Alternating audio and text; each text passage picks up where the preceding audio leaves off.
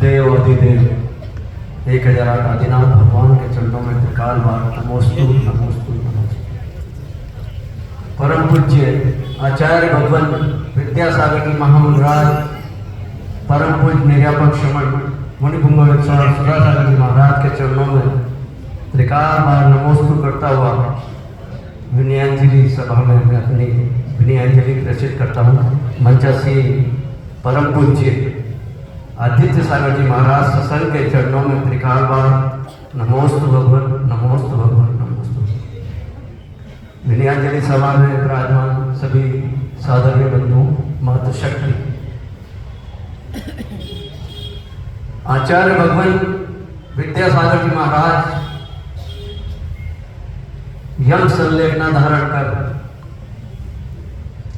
17 तारीख की रात्रि और 18 तारीख की भोर को मोक्ष पथ पर प्रयाण कर गए। 18 तारीख की सुबह चांदखेड़ी में समाचार प्राप्त हुए कि आचार्य श्री की समाधि हो गई। ऐसा लगा मानो शरीर से प्राण निकल गए। विश्वास ही नहीं हुआ कि इतनी जल्दी आचार्य भगवान हम सबको छोड़ के कैसे चले गए। पर जैसा कि उन्होंने अपनी मुनिचर्या में पूरे 55-56 साल की अवधि में जैसा वो अनियत विहारी रहे, उनके संत के मुनिराजों को भी पता नहीं होता था कि कब विहार होगा, कहाँ के लिए होगा, किस रास्ते से होगा। ठीक उसी प्रकार मोक्ष पथ पर भी आचार्य भगवान बिना किसी को बताए, किसी को संलेखना की जानकारी ही नहीं मिली और उन्होंने अपने ही आप में संलेखना धारण की और अनियत मोक्ष पथ की ओर विहार कर गए। ऐसे महान आचार्य थे हमारे आचार्य श्री। पूरा दिन ऐसा लगा कि सब कुछ छिन गया, किंतु साया में YouTube पे वीडियो देखा, आचार्य भगवान का प्रवचन था।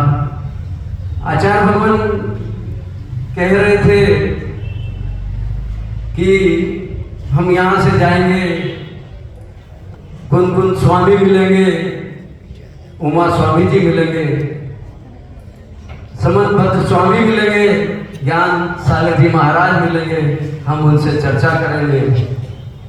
तो जब मैंने विचार किया कि कितनी बड़ी बात आचार्य भगवान हमें संदेश दे गए कि मैं आगे आगे चल रहा हूँ, तुम मेरे पीछे पीछे आ जाना। जैसे मैं मेरे गुरु के पास जा रहा हूँ, तुम भी अगर चाहो तो मेरे पीछे पीछे आगे आगे पीछे पीछे मेरे आ जाना। जो पथ, जो रास्ता, जिन रत्नत्रय को मैंने धारण किया, जिस पथ पर मैं चला, उस पथ पर चलकर तुम भी मेरे पास आ सकते हो। ये तो विधि का विधान है, जो आया है उसे जाना है और जो एक बार चला गया वो दोबारा नहीं आता। व्यवहार में हम कहते हैं आओ गुरुजी आओ गुरुजी, पर जो चले गए वो कभी आए नहीं।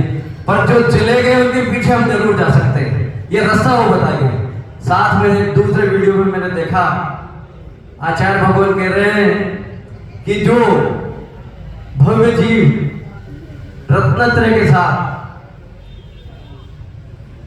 पंच परमेष्ठि का स्मरण करते हुए अगर समाधि मरण करता है तो वो 2 या 3 भाव में निश्चित ही मुक्ति को प्राप्त होता है। तो मैंने कहा आचार्य भगवान ने दोनों रास्ते बता दिए। एक तो ये बता दिया कि मैं कहाँ मिलूंगा, और एक दूसरा ये बता दिया कि मैं कैसे मिलूंगा, मेरे पास कैसे आया जा सकता है। दोनों रास्ते आचार्य भगवान हमें जाने से पहले बता के गए। ऐसा वात्सल्य था आचार्य भगवान का। जैसे आसमान की ऊंचाई और समुद्र की गहराई नापना मुश्किल है, वैसे ही आचार्य भगवान का के गुणों का गुणानुवाद करना मुश्किल है। मैं तो अल्प बुद्धि हूँ, मेरे को कोई ज़्यादा ज्ञान नहीं है धर्म का।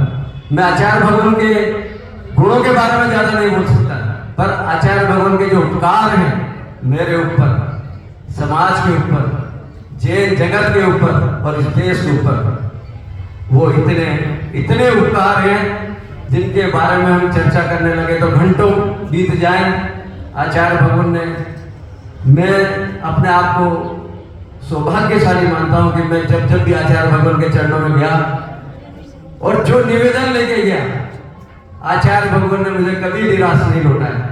चाहे हम 2014 में पूज्य महाराज जी के चतुर्मास के लिए गए, हमारा आवेदन स्वीकार हुआ, हमें चतुर्मास मिला।